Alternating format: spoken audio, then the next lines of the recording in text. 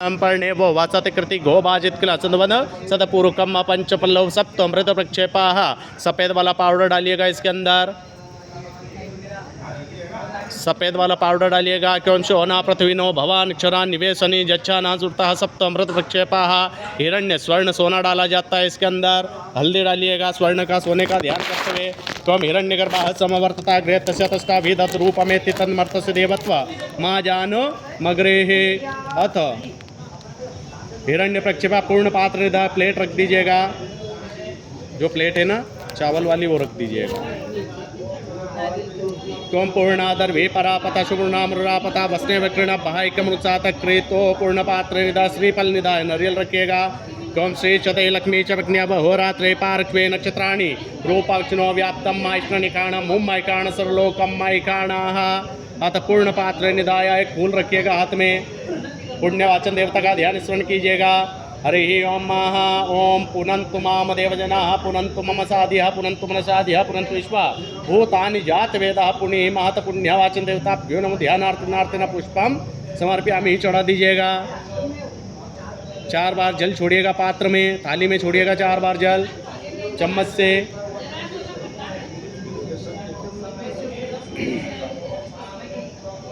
फूल से छोड़ दो, फूल रख लो उसमें, फूल से छोड़ दीजिएगा 4 बार जल।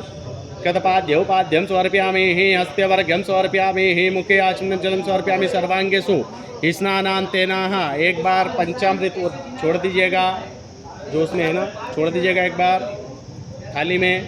त्वं पंचनद्याः सरस्वतीम् अपीयन्ति स्रोतसः सरस्वती तो पंचदाशो देशे भवस्थिता। एक बार शुद्ध जल छोड़िएगा प्लेट में। त्वं निकामे न शुद्ध जल फूल से। अत शुद्धोदक जल स्नानम माह जलम समर्पयामि हि शुद्धोदक जल स्नानान्तेनाः। फूल को वहीं रख दो अंदर, लोटे में ही रख दो फूल को। अद उपरांतेनाः वस्त्र चढ़ावा, वस्त्र को हाथ लगा लीजिएगा। जो आश्वास प्रवेता का सुयान भौति जायमाना तंद्र स्वाध्यो मनसा देव्यंता वस्त्रांतेना। जग्न्योपवीत जनेऊ रखी हुई है पीले कलर की, वो चढ़ा दीजिएगा।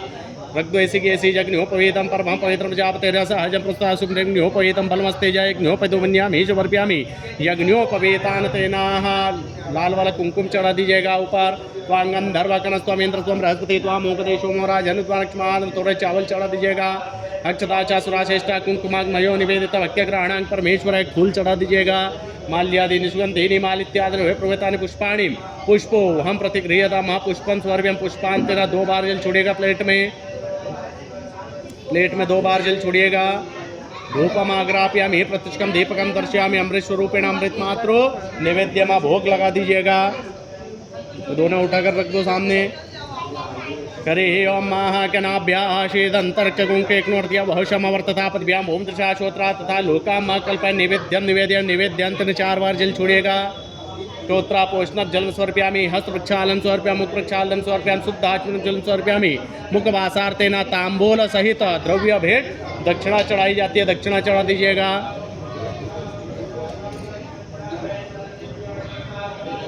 करे ओम महा ओम जदिह तंजत्परादान जतपूर्दंदाच दग्नः तदग्निवेश्वरणः सरदेवे कुनो द ध्रुवेर दक्षिणाम समर्पयामि ध्रुवेर दक्षिणानांतेनाः। जल रखिएगा सीधे हाथ में थोड़ा। जल से आरती उतारिएगा भगवान के। एकम सप्ताशासन परिदस्त्रे सप्तमिता कृताः देवा जतज्ञन्तनवानावदनपुरुकम पशुमा जलेनार्तिक्यम समर्पयामि। छोड़ दीजिएगा जल। जलेनार्तिक्यम समर्पयामि जलेनार्तिक्यांतेन मंत्र पुष्पांजलिं माह। फूल रखेगा हाथ में। त्वं जलबिंबाय विद्महे नीलपुरुषाय धीमहि तन्नो अम्बो प्रचोदयाता। मंत्र पुष्पांजलिं समर्पयामि। चढ़ा दीजिएगा। हाथ जोड़कर प्रार्थना कीजिएगा। ओम नमो नमस्ते स्फटिक प्रभाय सुश्वेतहाराय सुमंगलाय सुपासहस्ताय जसासनाय जलादिनाथाय नमो नमस्ते। अत प्रार्थना पूर्वकम नमस्करोमि। नमो नमः निर्विघ्नमस्तु। अब ध्यान दीजिएगा, सभी देवी देवता का पूजन यहाँ पे पूर्ण हो जाता है। आरती मंत्र पुष्पांजलि के बाद में पूर्ण हो जाता है। लेकिन हम जिनका पूजन कर रहे हैं पुण्यवाचन देवता, इनका जो प्रधान पूजन रहता है यहाँ पे से प्रारंभ होता है। इनका पूजन अगर यहाँ पर अपन पूर्ण कर देते हैं तो इनका जो पूजन रहता है वो अधूरा रह जाता है ना।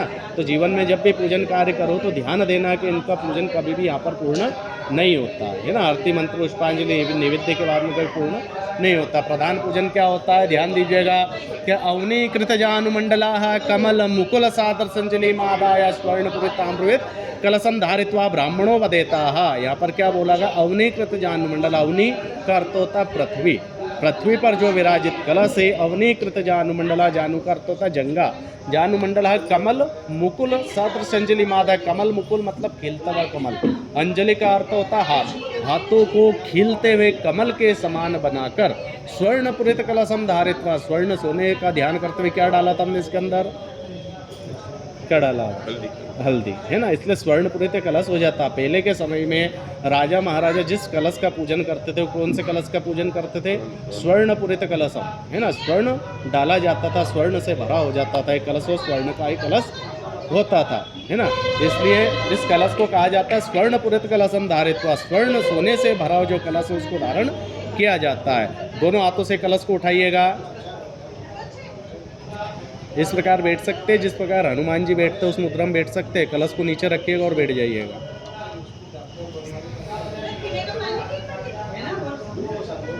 बहुत बढ़िया, कलश को दोनों हाथों से उठाइएगा आप, इस प्रकार खिलते हुए कमल के समान, नहीं हाथों को इस प्रकार कर, जो कलश के ऊपर सामग्री रखी है उनको अपनी अंगुलियों से सपोर्ट करो, ले जाओ अंगुलियों को ऊपर। देखिए पहले सुन लीजिएगा, समझ लीजिएगा। सबसे पहले अपने सिर से लगाना है, फिर अपने सीधे कंधे से लगाना है, फिर उल्टे कंधे से लगाना है, फिर आपके हृदय से लगाना है। ये प्रक्रिया कितनी बार करोगे, 3 बार। 3 बार हो जाने के बाद में इधर दीदी के सिर से लगाकर यथास्थान विराजमान कर दोगे। ठीक है, कीजिए। ओम त्रीणि पदा विचक्रमे विष्णुर्गोपादाभ्यः तो धर्माणि धारयन्ना दीर्घाना गान तीव्रस्त्रीणि विष्णुपदानि च तेना इहो प्रमाणेन पुण्यम पुण्याहम दीर्घमार्स्विति भवन्तु ब्रुवन्तु, तेना इहो प्रमाणेन पुण्यम पुण्याहम दीर्घमार्स्विति भवन्तु ब्रुवन्तु, तेना इहो प्रमाणेन पुण्यम पुण्याहम दीर्घमार्स्विति भवन्तु ब्रुवन्तु। कलशो भूमो धान्यो संस्थाप्यो। वापस व्यवस्थित बैठ जाइएगा पहले जैसे।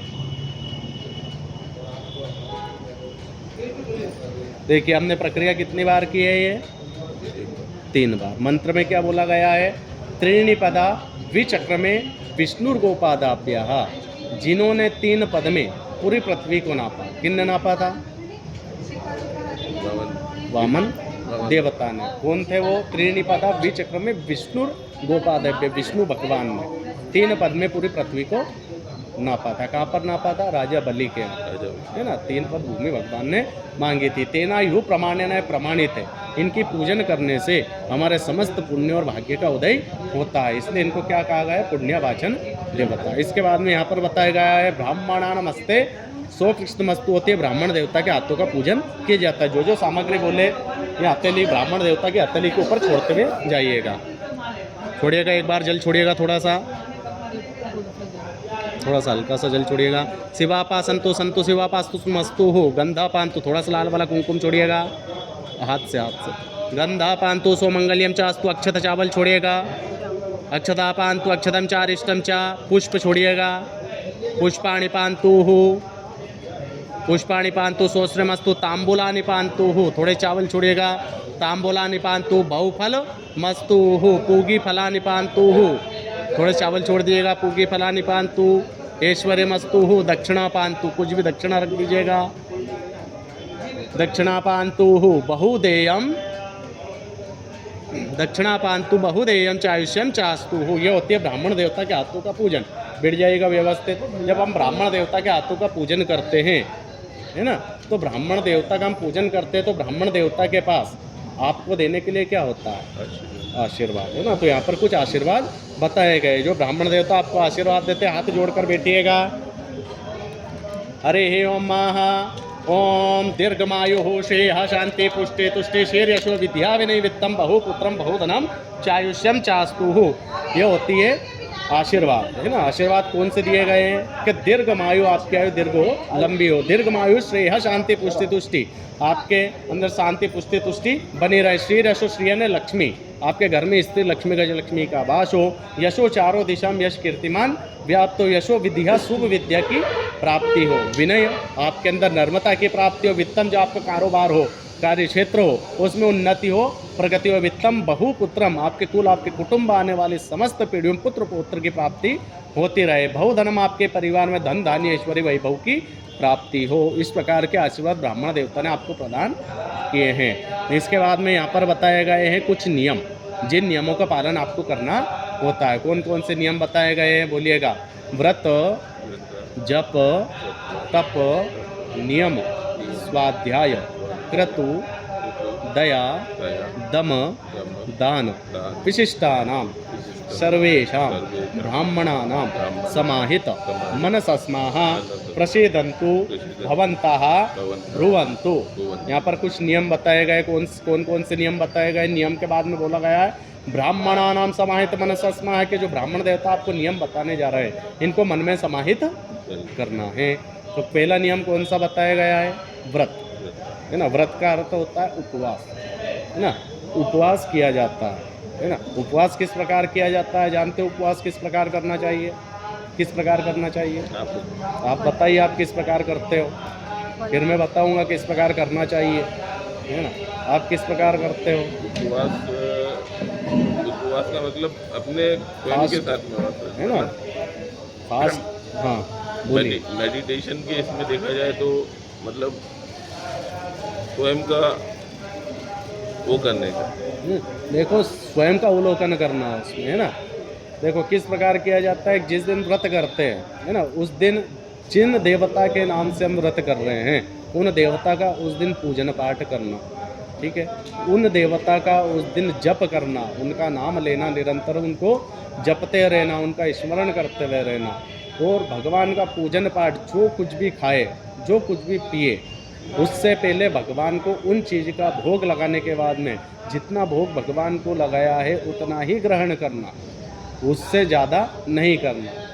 भगवान को जैसा लगाया है वैसा ही ग्रहण करना, ना कि उसके अंदर कुछ मिलाना, नमक वमक कुछ भी नहीं मिलाना। जैसा उनको लगाया है वैसा ही अपने को ग्रहण करना, है ना। और व्रत जिस दिन कर रहे हैं उस दिन काम, क्रोध, लोभ, मोह माया का त्याग करना, ईर्ष्या घमंड का त्याग करना, किसी ऊपर क्रोध गुस्सा नहीं करना, किसी की निंदा नहीं करना, बुराई नहीं करना, किसी का अपमान नहीं करना, मन क्रम वचन के द्वारा किसी के हृदय को ठेस नहीं पहुंचना उस दिन। इस प्रकार का व्रत करने का फल प्राप्त होता है। भूखे रहना ही व्रत नहीं होता, भूखे रहने का कोई फल प्राप्त नहीं होता। उसमें स्वयं के शरीर को ही कष्ट देना, है ना, वो व्रत का फल प्राप्त नहीं होता है। उसमें भगवान का क्या लाभ, है ना। स्वयं के कष्ट, स्वयं के शरीर को आप कष्ट दे रहे हो, भगवान का क्या उसमें, है ना। भगवान ने कहीं पे किसी कथा में भी आपने नहीं पढ़ा होगा, ना सुना होगा कि किसी देवता ने ये कहा है कि मेरे लिए भूखे रहो, है ना, कुछ मत खाओ, कुछ मत पियो, और मैं प्रसन्न हो जाऊंगा इस व्रत से और आपको फल प्रदान कर दूंगा।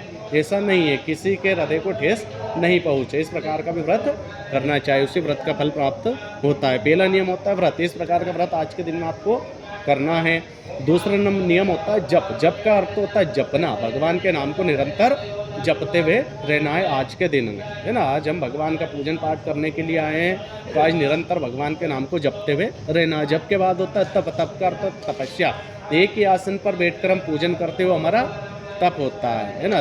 तप होता है जिससे हमारे पैर भी दर्द करते, कमर भी दर्द करती, शरीर को पीड़ा भी होती है, क्यों? क्योंकि हमारा तप है।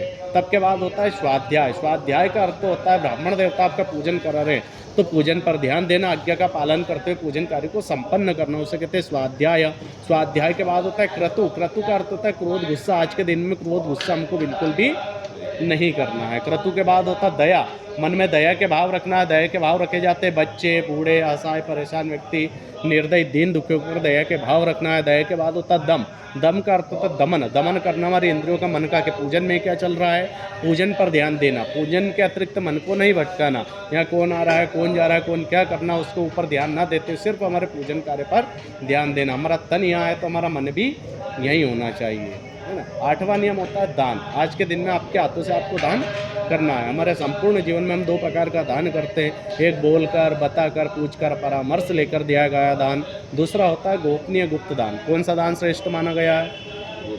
फिर भी हम जीवन में किस प्रकार का दान करते हैं, है ना? बोलकर करते, बताकर करते, पूछकर, परामर्श लेकर करते, कितना करे कितना नहीं करे, उसके बाद में उस दान को करते। दान हमेशा स्वयं की इच्छा और स्वयं के सामर्थ्य अनुसार दान करना चाहिए, जिस दान का फल प्राप्त हो।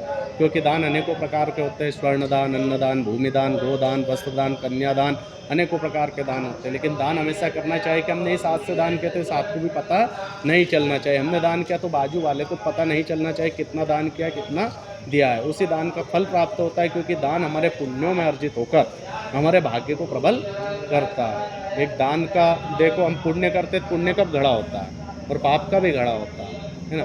पुण्य का घड़ा भरता है, धीरे धीरे भरता है, लेकिन पाप का जल्द भरता है। पाप का भरता है जब हमको पता चल जाता है, उन संपूर्ण सबको पता चल जाता है कि इनके जीवन में इनने कितने पाप कर्म किए थे। पुण्य कर्म एकत्रित होते हैं, धीरे धीरे होते हैं, लेकिन जब पुण्य का घड़ा भर जाता है तब हमारे जीवन का भाग्य उदय हो जाता है। भाग्य में रुकावटें बहुत आती है, कहते हैं, हम कहते हैं कि ये इंसान बहुत भाग्यशाली है ना? भाग्यशाली तब होता है जब जाने अनजाने में ही पुण्य एकत्रित कर लेते हैं। किसी की मदद कर दी, किसी की सहायता कर दी, तो उसमें भी हमारे पुण्य एकत्रित होते हैं। यह स्टार्ट नियम है, इन नियमों का पालन आज के दिन में तो आपको करना ही है। इसके अतिरिक्त यहाँ पर अब पाप और पुण्य का मंथन बताया गया है। पाप को अलग किया जाता है और पुण्य को भी अलग वेद मंत्रों द्वारा किया जाता है। तो पाप और पुण्य अलग करेंगे। चावल रखिएगा उल्टे हाथ में,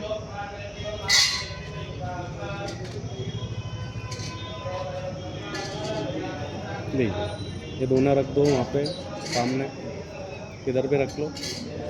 देखो, पुण्य कर्म हम कहाँ छोड़ेंगे? पुण्य वाचन देवता के ऊपर एक एक दो चावल छोड़ेंगे। पाप कर्म कहाँ छोड़ेंगे? दोने में। तो अभी क्या छोड़ेंगे हम? पुण्य कर्म। तो पुण्य कर्म क्या बोलते हुए छोड़ेंगे? मम ग्रहे मम व्यापारे बोलते हुए छोड़ते जाओ कलश के ऊपर।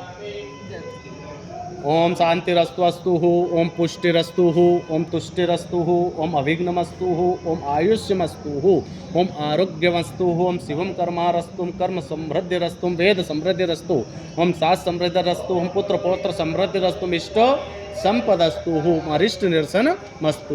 अब पाप कर्म छोड़ेंगे दोने में, एक एक दो चावल और रख लो। चावल कम हो तो बोलिएगा, छोड़ते बोलते हुए छोड़ना, बोलिएगा। यत पापम, छोड़ते जाओ। आरोगम, अशुभम, अकल्याणम, तद्दुरे प्रतिहतमस्तु, यच्छेयश कर्मणि निर्विघ्नमस्तु। बाकी के चावल वहीं धोने में इधर छोड़ दो। हाँ, अब हम जल के माध्यम से पुण्य कर्म छोड़ेंगे, है ना? तो हाँ, फूल से छोड़ते जाओ भले से। पुण्य कर्म छोड़ेंगे अपनी जल वाली थाली में, है ना? छोड़ते भी जाइएगा। मम ग्रहे मम व्यापारे बोलते हुए।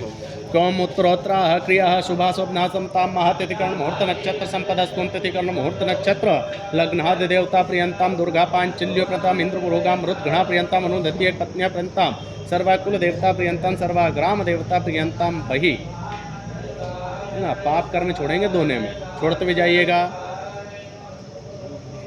हाँ, छोड़ते भी जाइएगा। बोलिएगा हताश्य ब्रह्म दिशा, ओम हताश्य परिपंथिनाः, ओम हताश्य विघ्नकर्ताराः शत्रवाः पराभवायान्तु शाम्यन्तु घोराणि शाम्यन्तु पापाणि शाम्यन् त्वेतयाः। अब पुण्य कर्म वापिस थाली में छोड़ेंगे। मम ग्रहे मम व्यापारे बोलते हुए। त्वं सुबहन धनताम शिवा पाह संतु शिवा ऋत्वा संतु शिवा ओकदिया संतु शिवा नदिया संतु शिवा तिथाय संतु शिवा हुताय संतु शिवा होरात्रि श्वेतां महा निकामे निकामे नः पर्जन्यो वरगतु फलवत्यो नोद्याः पचन्तां योगक्षेमो नः कल्पन्तामः, है ना? पुण्य कर्म हमने कहा छोड़ा है? प्लेट में, है ना? पाप कर्म कहा छोड़ा? दोने में। पाप कर्म क्या बोलते हुए छोड़ा? यत पापम, हमसे कोई पाप कर्म हो गया हो। अरोगम, हमारे अंदर किसी प्रकार का रोग हो। अशुभम, हमने कभी किसी का अशुभ किया हो, अकल्याण कभी किसी कल्याणकारी कार्य में बाधा बने हुए, पाप कर्म हमसुआ हो तो हमने धोने के अंदर छोड़ा, चावल के माध्यम से, जल के माध्यम से फिर छोड़ा, क्या बोलते हुए छोड़ा, हताश ब्रह्म दिशा से कोई ब्रह्मत्या का दोष हो गया, हमने कभी किसी ब्राह्मण की निंदा की हो, बुराई की हो, अपमान किया हो, किसी ब्राह्मण देवता के हृदय को ठेस पहुंचाई हो, एक ब्रह्मत समान इसका दोष लगता है हमसे हुआ हो तो हमने धोने के अंदर छोड़ा, हताश ब्रह्म दिशा हताशा परिपंथी नाम ने कभी किसी को गलत मार्ग बताया हो, मार्ग से भटकाया हो, या हमारी वजह से कोई कुसंगति गलत राह पर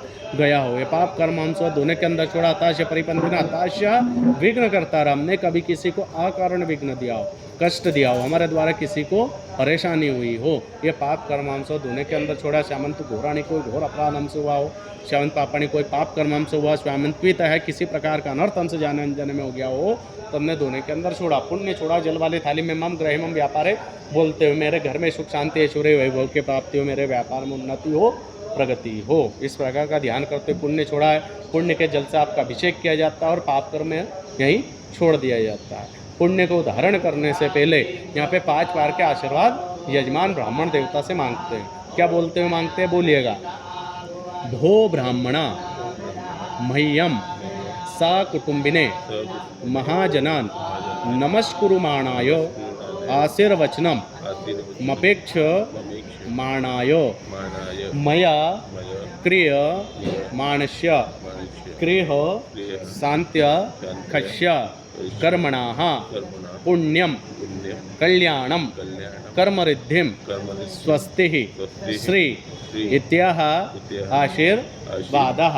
यहाँ पर 5 प्रकार के आशीर्वाद आपने क्या बोलते हुए मांगे हैं कि भो ब्राह्मण हे ब्राह्मण देवता, मह्यम सा कुटुंबिने महाजनान नमस्कुरुमाणाय के ब्राह्मण देवता, हम हमारे पूरे कुटुंब परिवार की ओर से आपको नमस्कार करते हैं, नमस्कुरुमाणाय आशीर्वचनम अपेक्षमाणाय, क्यों आपसे आशीर्वाद की अपेक्षा करते हैं, आशीर्वचनपेक्षमाणाय मया क्रियमाणस्य ग्रह शांत कश्यप, मेरे कार्य में मेरे घर में सुख शांति ऐश्वर्य वैभव की प्राप्ति हो, इस प्रकार के हमें आशीर्वाद प्रदान करें। तो पहला आशीर्वाद बताया गया पुण्य का, कि जीवन में पुण्य कार्य हमेशा करते रहे। दूसरा आशीर्वाद होता है कल्याण का, जीवन में कल्याणकारी कार्य हमेशा करते रहे और जीवन में आपका कल्याण हो। तीसरा आशीर्वाद होता है कर्म रिद्धि सिद्धि का, जीवन में आपके कर्म अच्छे हो, जैसे आपके घर में रिद्धि सिद्धि का वास हो, रिद्धि सिद्धि कृपा बनी रहे। पता है रिद्धि सिद्धि कौन है?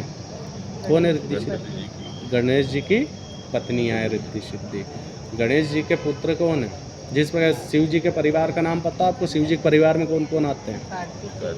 हाँ पार्वती, हाँ, और उनकी एक बच्ची, हाँ, और नंदी भगवान है ना। वो बच्ची का इसलिए नहीं आता है क्योंकि उनका विवाह हो जाता है ना, इसलिए वो परिवार में नहीं जोड़ी जाती है ना।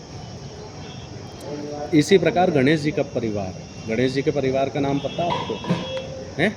गणेश जी के परिवार को नहीं जानते? हम गणेश जी का पूजन करते हैं, गणेश जी के टाइम गणेश जी बिठाते हैं, उस समय पर भी पूरे गणेश जी के परिवार का ही आह्वान किया जाता है। मूषक तो रहते हैं, देखो रिद्धि सिद्धि उनकी पत्नियाँ हैं, ठीक है।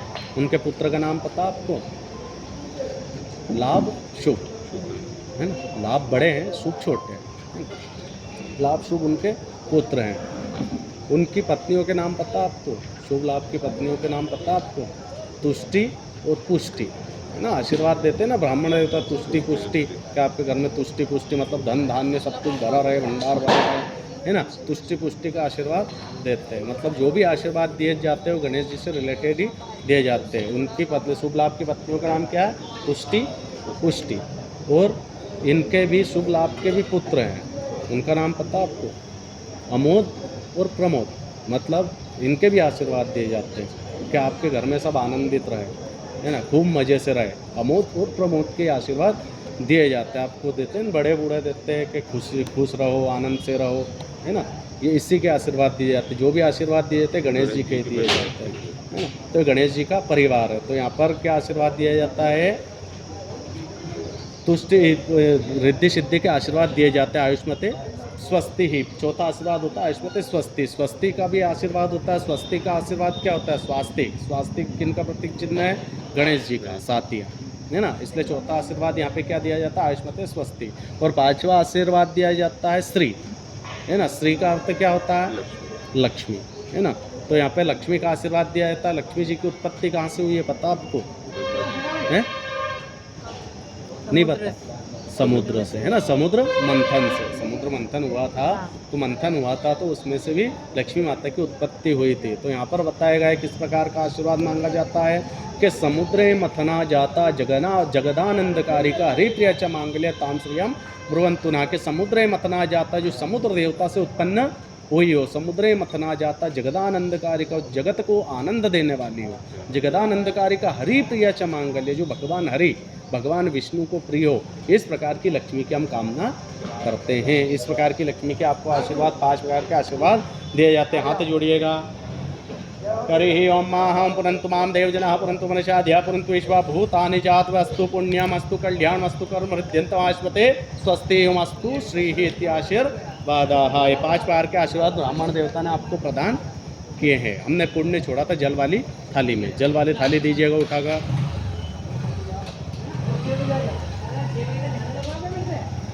यहाँ पर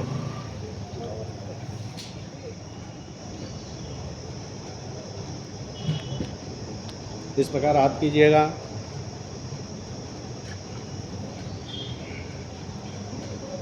हरि ओम माहं पुनन्तु माम देवजनः पुनन्तु मनसाध्या पुनन्तु विश्वा भूतानि जातवेदस्तु पुण्यमस्तु कल्याणमस्तु कर्महृद्यन्तां माह आयुष्मते स्वस्तिः अस्तु श्रीः। इस प्रकार कीजिएगा, नेत्रों से लगाइएगा, पूरी बॉडी को स्पर्श कर लीजिएगा। जल रखिएगा सीधे हाथ में।